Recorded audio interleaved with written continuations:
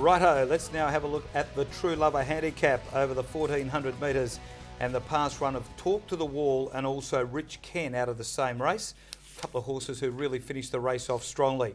Stephen Parnan is the rider of Rich Ken for his dad Neville. Pass run of Macarani, the horse with the worst action in WA, and some of the other runners, Dion. Couple of other runners, Marty, include Star Trek, who was resuming after beating 6 lengths at the Belmont trials. Maximus Munius, who was disappointing last start when beaten 5 1/4 behind Mr. Diagnosis. Spirited Gem, he's struggling. You Classy Thing, very disappointing when 10 of 11 at Belmont last start behind Demand's Attention. Volition's just holding his form when 6 of 10 beaten 5 lengths behind Second Omen last start. The next two we'll take a look at. Bold Ransom, 6 of 10 last start behind Kim Luck, beaten 5 lengths. A bit disappointing. Kent River, who was a cracking run first up, went 4 of 10 behind Dante's Oaks, beaten 2 1/4. Macrani will take a look at. And Oscar Wildley, an interesting rider change this week with William Pike going on. He just struggles to find any luck at all, Oscar Wildley, in his races. He was only beaten a length last start behind Wild Frankie. Okay, let's go back and take a look at the last runs of Talk to the Wall and Rich Ken. Casual Wolf back on the inside, getting a run through. Spirited Gem, Second Omen called upon. A gap further back, Talk to the Wall, struggling then. Sky Spirit, Casual Wolf reaches the lead. Inside the 200 over winning scene, Volition. Second Omen, though, is starting to drop a gear. And Second Omen's closing quickly. She sprints past them, races away. Rich Ken out of the ruck, starts to storm home, but Second Omen breaks her maiden status to beat Rich Ken. Talk to the Wall got going again late to be in the photo with Casual Wolf for third. As we said earlier on today, Stevie the Parnham's killing them at Belmont Park, and let's have a listen to what he thinks about the chances of Rich Ken on Saturday.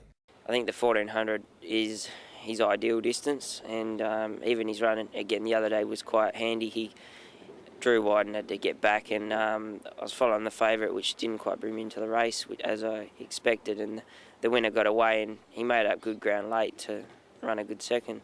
When we have a look at the field, he has drawn wide again, but his style of racing is that he does get back, so that the barrier probably of less importance. That's right, Wesley. The barrier is probably not too much of a concern to him. He'll get back, and hopefully we can just get a nice run in transit and be able to be in striking distance on the corner. Now let's go back to the 18th of July. Macrani went around on this occasion. Have a look at him. He's in the orange colours, orange and red of Mr. Lex Piper, and he just gets up to nail Savage Wolf on the line. In front of Late Money, then Radaburger. Savage Wolf about to leave the inside and on the scene with a well-timed run, tracking it through back towards the inside, Old Magic. Then Reverend Lovejoy and further back to Fragancia, getting up between runners.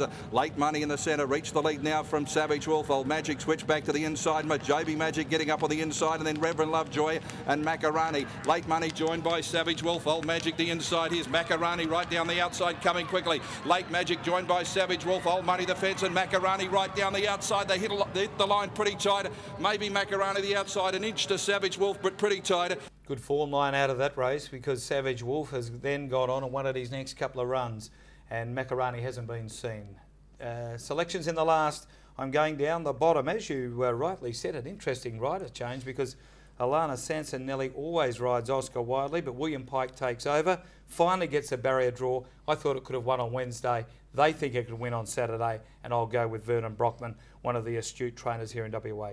To beat 7, Rich Ken, 9, Kent River, pegged him from the trials. His first up run was a beauty. He might be in for his best campaign of his career, and 10, Macarani in for 4th. Number 7 on top to win, Marty, for me. Number 7, Rich Ken. It was a big run last start, following a good win the start before that.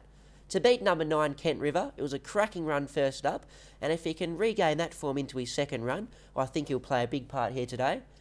To run third, number 11, Oscar Wildley, with the interesting riding change, and from barrier 1, just hopefully he can get a little bit more luck, Oscar Wildley. And if you're playing the quartets, throw in number 6, Talk to the Wall. Right, well, that's all the races done and dusted.